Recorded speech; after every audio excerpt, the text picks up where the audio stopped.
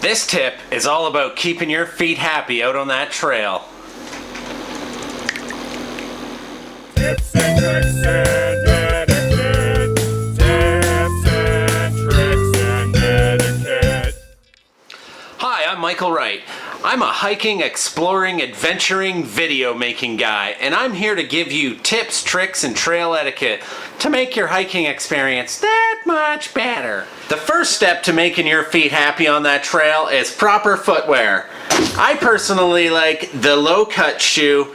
Doesn't really matter which one you like. The most important thing is it's properly fitting. It's form-fitting to your feet, so your feet aren't slip-sliding around in there and causing blisters. Because if you get blisters, you're not gonna have a good time.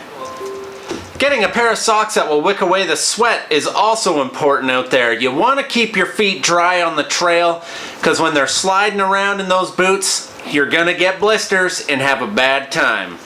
A weird yet effective tip is to clip your toenails. You don't want those big old dirty grandpa toenails bending back and rubbing against your toes now, do you? Because you guessed it, you'll get blisters. Now what you want to do is just clip your toe straight along the nail and not get too...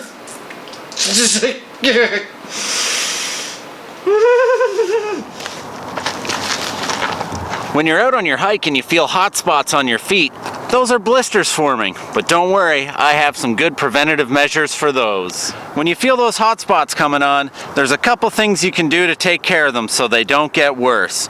One of them is put moleskin on all the hot spots that you have. The other, duct tape. I prefer using duct tape because I'm Canadian. So after a quick tapey jobby like that, you can get on your merry little way out there hiking again. If you want more tips and tricks and trail etiquette, maybe consider subscribing. Don't forget to hit that me likey button.